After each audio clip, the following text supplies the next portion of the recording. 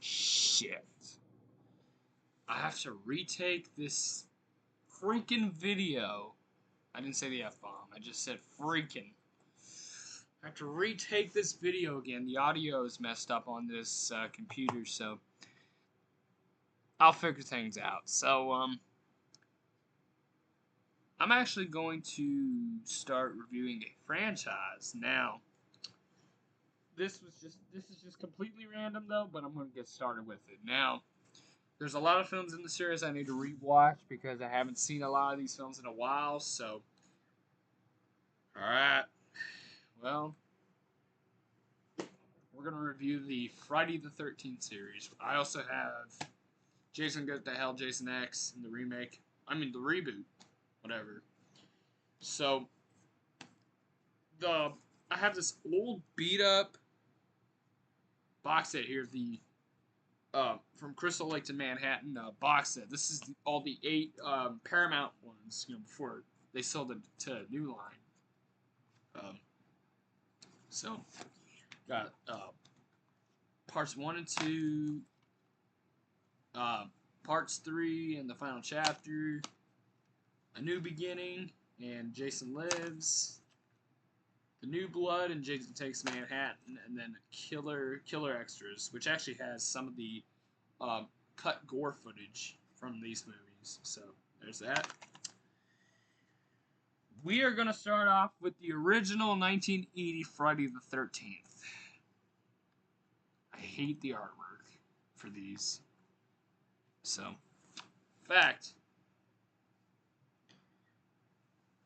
I mean, Friday the 13th. What can I say? The title. I like the name of the title. I like the title, Friday the 13th, and I love the poster. That's iconic. In fact, the original DVD actually had this image, and I know the Scream Factory Blu-ray has this image as well. So, it's awesome. Yeah, definitely unique. I mean, the silhouette. You got the knife blade right there, dripping blood, and I love the the font used for the Friday the 13th test, and the blood, the red, on the 13 and stuff. I think that's cool. They were warned. They are doomed. And on Friday the 13th, nothing will save them. All right. Let's go into a little bit of a backstory on this film right here. Now, due to the success of John Carpenter's Halloween from 1978, Sean Cunningham had an idea. Both Sean Cunningham and Victor Miller. They had an idea, and let's create a Halloween knockoff. So, Mr. Cunningham here created an advertisement, for the, to sell the film. Someone's gonna buy the film and stuff. Miller was drafting a screenplay. It was in 1979, I believe.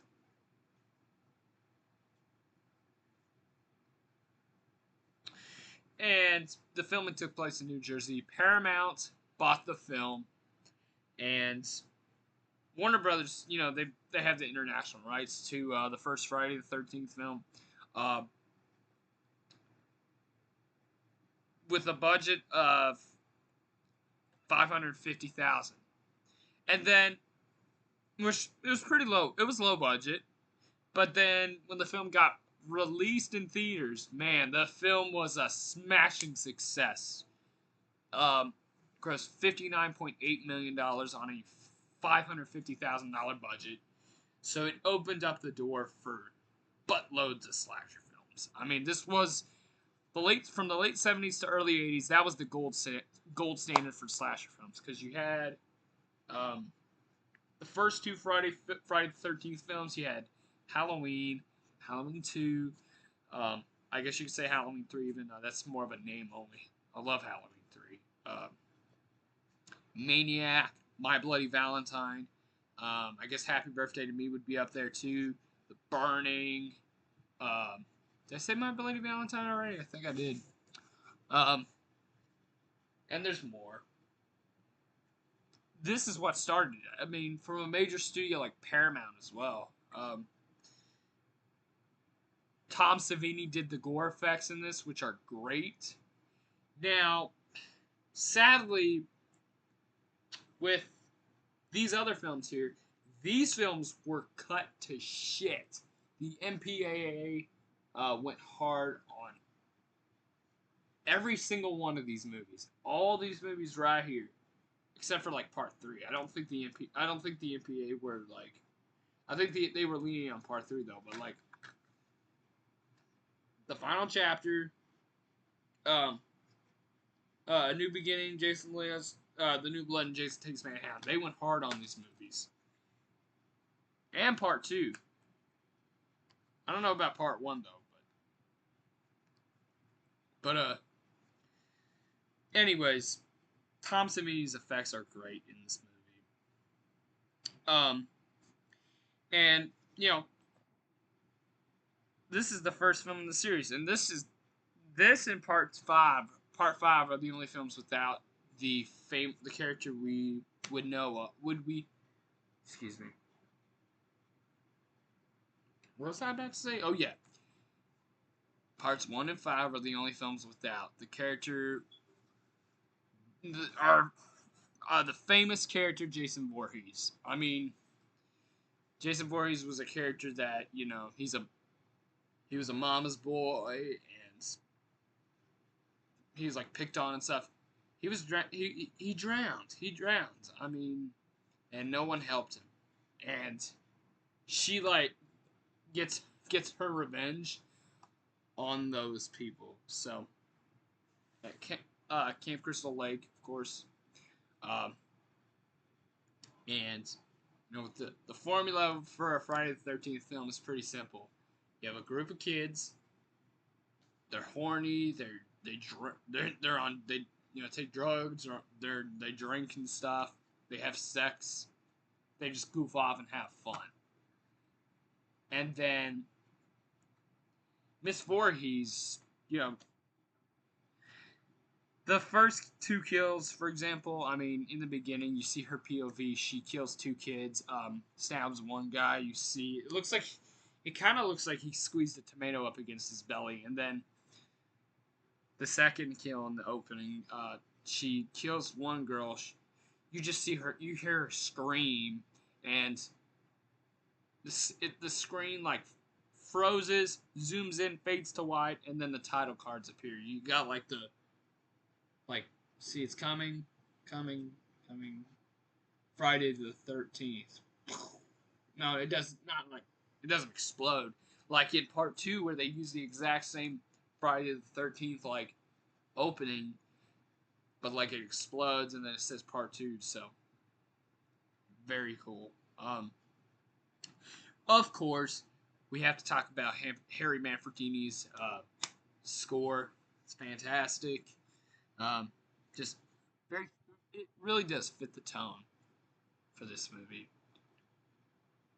So there's that.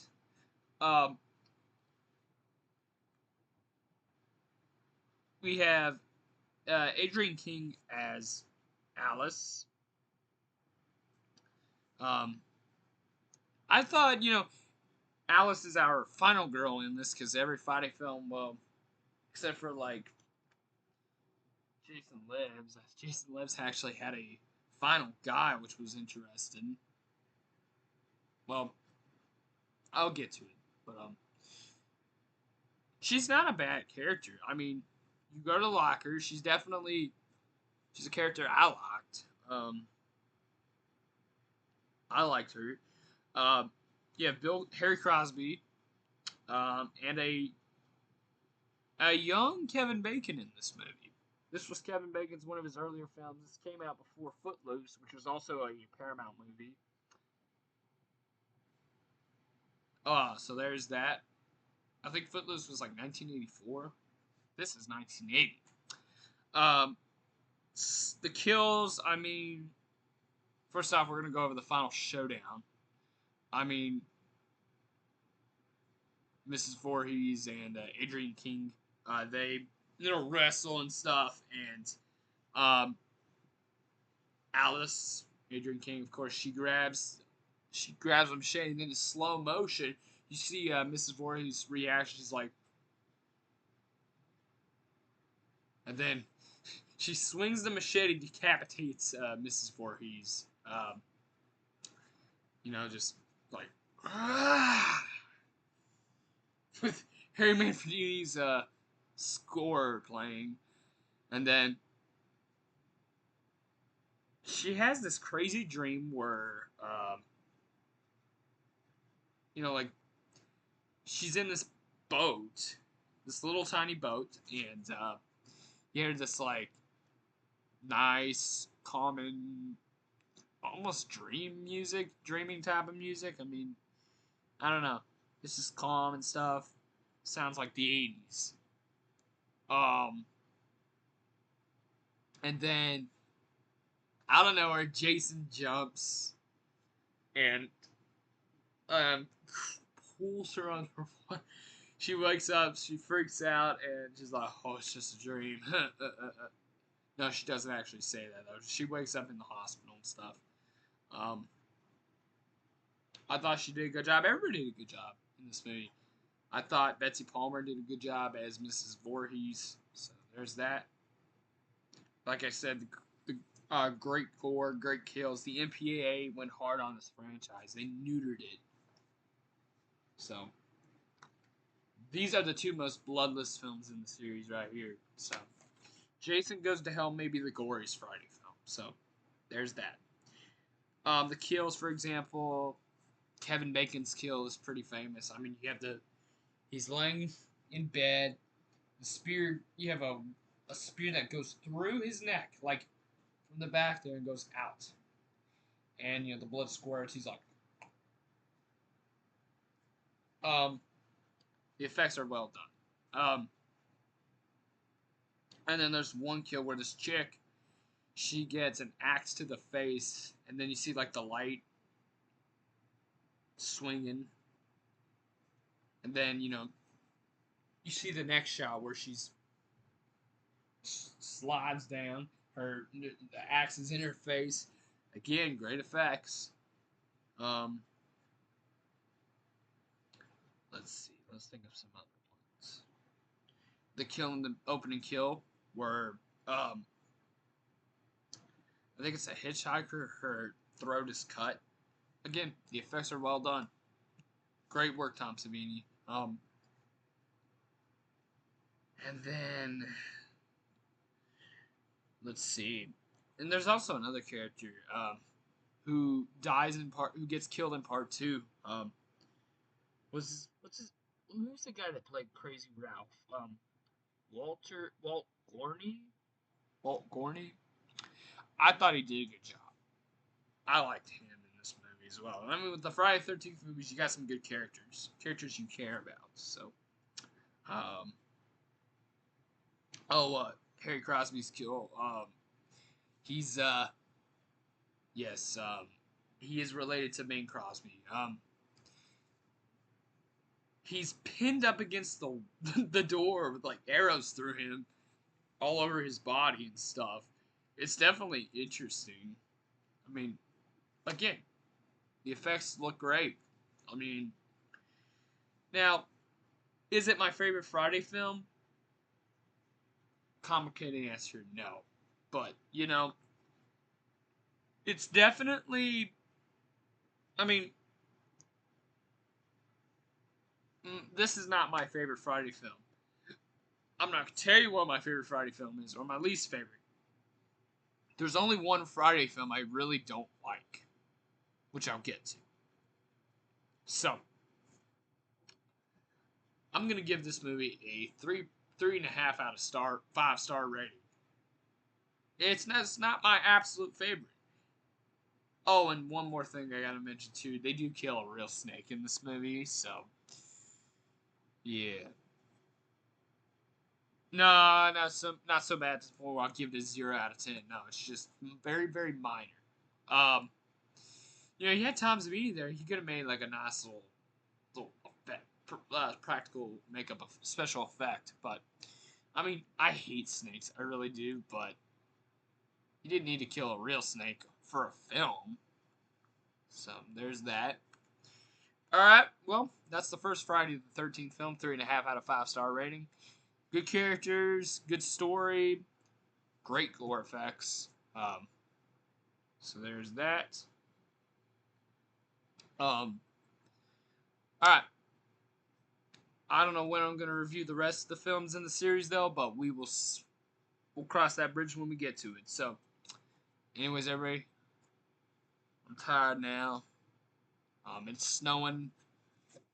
It's snowing pretty crazy out there. So there's that. I love y'all. Take care. Stay awesome.